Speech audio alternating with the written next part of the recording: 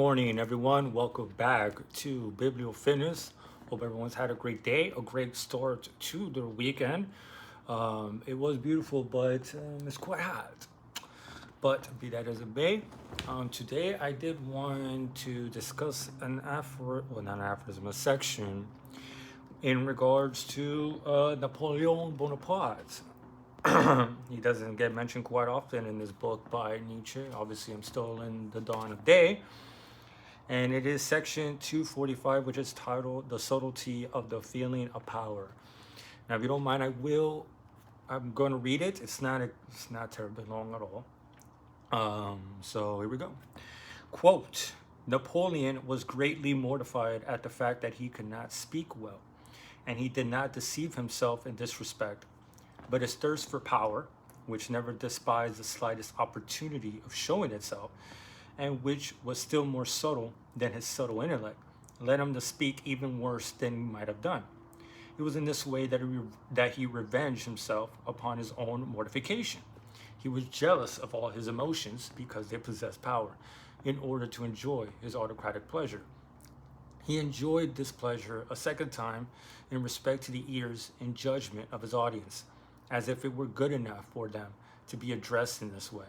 He even secretly enjoyed the thought of bewildering their judgment and good taste by the thunder and lightning of his highest authority, that authority which lies in the union of power and genius, while both his judgment and his good taste held fast proudly and indifferently to the truth that he did not speak well. Napoleon, as the complete and fully developed type of a single instinct, belongs to ancient humanity, whose characteristic, the simple construction and ingenious development and realization of a single motive or a small number of motives, may be easily enough recognized. Which is pretty cool. I love this section because, it really does talk about, I feel like it brings up a lot, especially when, Napoleon is a very incredibly famous, notorious figure for some. A man that kind of really did reverse a lot of the like, he was not a man of his time, right? Like, he, look at, this guy was going up while the French Revolution was going on. He was still in artillery. He was still in the artillery. And in one of his memoirs, he does talk about the abhorrence and how terrible it was to see. He was a denizen in Paris when the storming of the Bastille, and they started murdering everyone in there, and they cut the heads off of King Louis XVI and Marie Antoinette.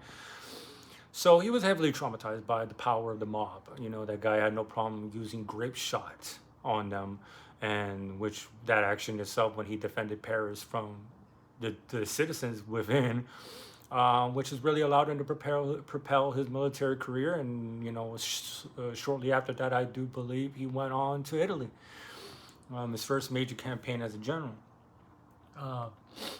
And I really do like this section because the first sentence he talks about is Napoleon was mortified that he could not speak well.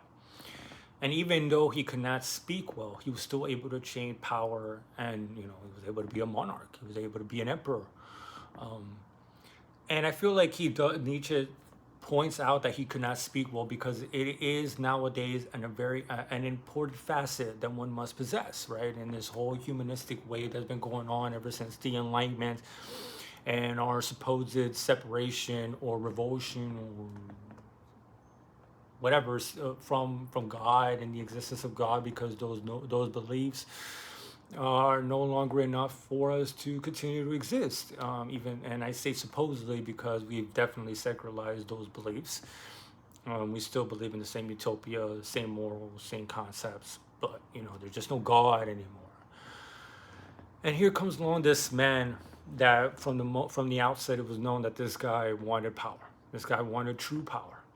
This guy did not want to be a citizen. He did not want to be just another general.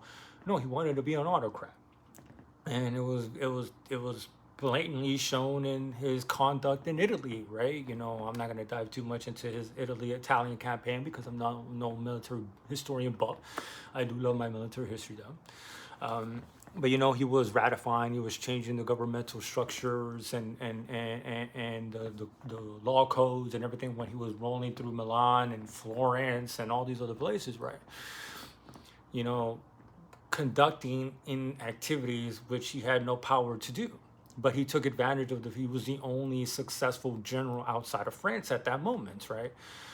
He was actually winning victories. And I forgot the name of the guy who was it Moreau? Who was who was in charge on the front against on the Eastern Front of France. I don't know if it was Moreau. Um, might have been. Don't quote me on that.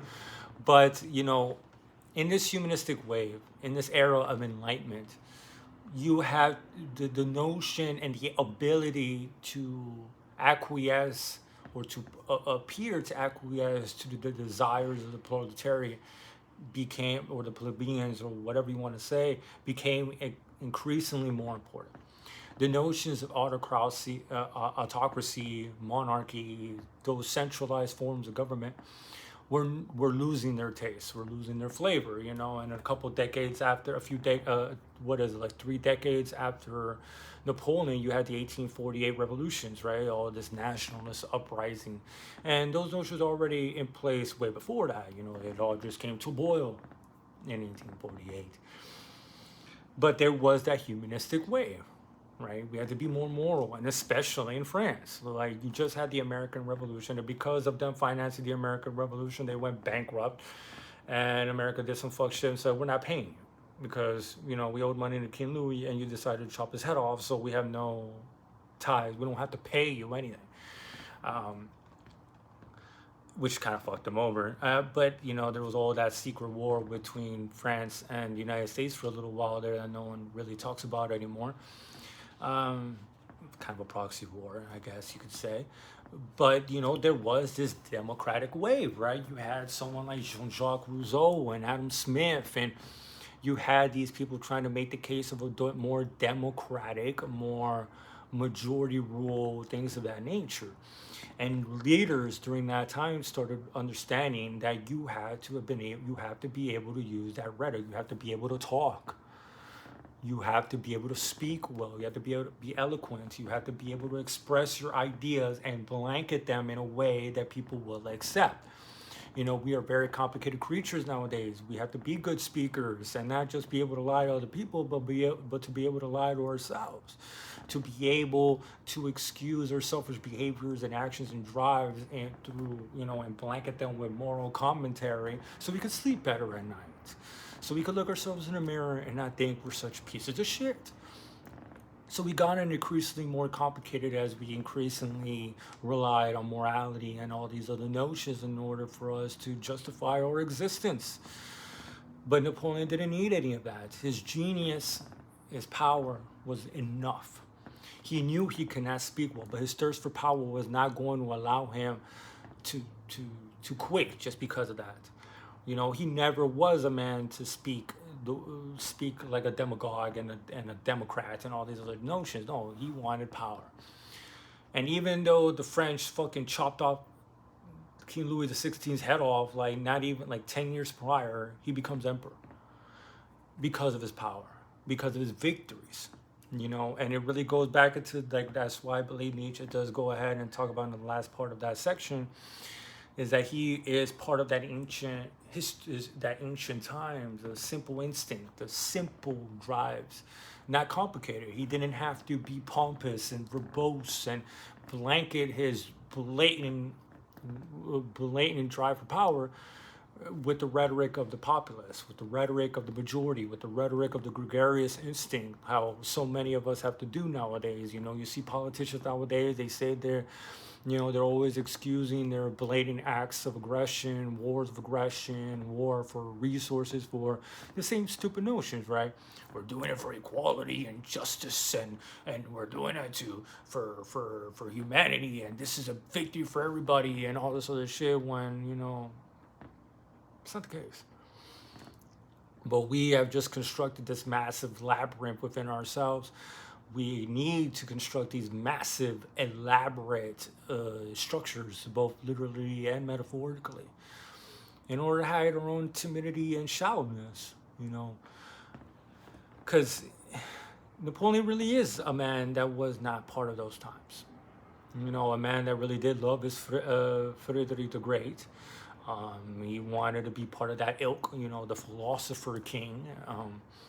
But he had no illusions of wanting to placate in that way. You know, you have with Maximilian Robespierre after the revolution, and the same thing as always. These guys become oligarchs and they start using their rhetoric of democracy in order to chop people's head off to the point where he got his own head chopped off. And Napoleon was also a political general, right? He was never supposed to have a military career. The guy was like taking advantage of the uproar in France, heading out to Corsica for a couple of years when he wasn't even supposed to be there. He was supposed to be stationed, and he never did it. He should have never gone in that career. What he was doing in Italy, he should not have. He was in prison because he was cool with Robespierre's brother. I forgot his name. He went to prison, and he was about to go to prison for being a fucking Jacobite.